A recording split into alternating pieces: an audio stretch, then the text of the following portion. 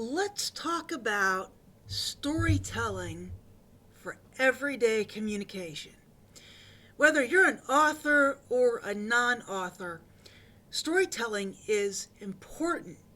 It's just not for writers, filmmakers, or public speakers. It's a powerful tool that anyone can use to enhance their communication in personal and professional settings. Everybody has a great Uncle John that's always got a good story. Now, think about that in your own life. Because a good story can captivate an audience, make complex ideas relatable, and leave a lasting impression. This tutorial will guide you through using storytelling techniques to communicate more effectively in your everyday life. And that's if you're a non author. If you're an author, this will tell you how to storytell, how to make your stories better. So let's explore this. So at this point, you might be wondering, why does storytelling even matter? Well, stories resonate with people because they create emotional connections. People remember feelings more than facts and specifics. So that's something. People will always remember how you made them feel, but they may not remember what you said. Storytelling can help simplify complexity. Stories can make abstract or complicated concepts easier to understand. Now, this is something that I do in my freelancing side. I make very complex things very simple. I do a lot of heating and cooling articles, a lot of epoxy pipelining articles, and a lot of drug addiction articles. In fact, I'm working on one of those this week. And the goal is to make that stuff super simple so that everybody understands. And one of the ways to do that is to make a story around it. So think about that. A well-told story is engaging and memorable, which means it will hold people's attention. A well-told story will encourage action. Stories can inspire and motivate other people. So think about that. A lot of times advertising will use stories in their branding. It may not be in one commercial, but it might be across several commercials. And they're telling their brand story with their commercials. So there's something to think about. For writers, storytelling is the essence of their craft. It's how they build worlds, develop characters, and share messages that linger in the minds of readers. Non-writers, on the other hand, use storytelling to achieve practical goals, fostering collaboration, persuading stockholders, or teaching new concepts. Regardless of the context, storytelling bridges the gap between abstract ideas and personal experience, making it a universal tool for connection and influence. So at this point, you might be wondering, what are the key elements of storytelling? Well, there's a few. There's the hook, the characters, the conflict, the resolution, the takeaway. All 5 of those are very important to storytelling. But every story starts with a hook. A hook is something that grabs attention, like a surprising fact, question, or relatable scenario. If you've ever read an article online, a lot of times they start with a question. Have you ever done this? Or do you know something about this? Or would you like to do this? That's how a lot of articles online start out with. And if they don't do that, it's, the top 10, this, that, or the other. That's an article online. When you say you get up and you're going to do public speaking, you might say, the public speaker up there might get up there and go, "Hey, have you ever walked into a meeting only to realize you forgot what you wanted to say?" I could see a comedian starting off their act with that one too. But you would follow that up with, either hilarious examples of forgetting what you wanted to say, or reason or ways to remember what you wanted to say.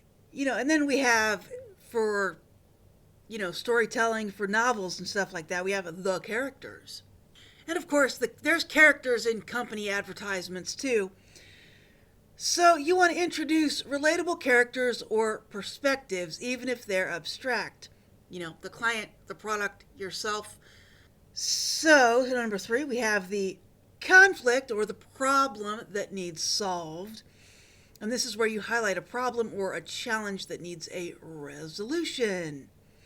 For example, Sarah was overwhelmed by endless tasks and felt stuck in a cycle of procrastination. For this particular thing, if you were a comedian, you would, give examples of hilarious ways that she failed her tasks. If you're a commercial, you're going to introduce a product that helps stop procrastination. If you're writing a story, you're going to explain all this stuff, and it's going to get worse and worse and worse and worse until she finally figures out how to not procrastinate and get her work done. And then, they all lived happily ever after. With the resolution, at the end, always offer a solution or a lesson learned. For example, she discovered a simple strategy prioritizing 3 tasks daily, which increased her productivity, or at least she was able to get something done. And then end with a takeaway, a memorable message or call to action. They lived happily ever after. So, what are some techniques to enhance your stories? Well, use sensory details. Paint a vivid picture by describing sights, sounds, smells, tastes, or feelings. In other words, write to the 5 senses. However, don't take this too far. Every paragraph doesn't need a sight, a sound, a smell, or a taste. A cliched example of this would be the room buzzed with excitement as the speaker took the stage. The other one is a hush fell over the crowd as the speaker mounted the steps to the stage. And then add dialogue. Make stories more dynamic by including conversations. Talk about what you talked about, basically. And, where applicable, always show and don't tell. Instead of stating facts, try and use examples or an action. If you're writing a story, you might say, he was obviously nervous. You could also write it, his hands trembled as he fumbled with his notes. Or you could combine the two. He was obviously nervous because his hands trembled as he fumbled with his note cards. So, what are the practical applications of storytelling? You can storytell in presentations, emails, while networking, and in conflict resolution. So the first practical application of storytelling is in presentations. In order to grasp your audience's attention, you can start with a story to illustrate the importance of your topic and to make the audience care about your topic. You can use storytelling in emails. Use mini stories to humanize your message and build a rapport with your customers and clients. You can use it in networking. Share personal anecdotes to connect with others authentically. The key word here is authentically. Please do not use the already overused cliches of personal anecdotes. And if you need a big bunch of those, you can go look on LinkedIn. Just do a little bit of scrolling. There's plenty of them. Whatever you see on LinkedIn, don't use that. There are plenty of insincere executives that love to share their, air quotes, personal anecdotes. Anyway, you can use practical applications of storytelling in conflict resolution. Reframe situations through stories to build empathy and understanding. This can help people learn conflict resolution. All right, so you might be thinking, what is a simple storytelling framework for communication?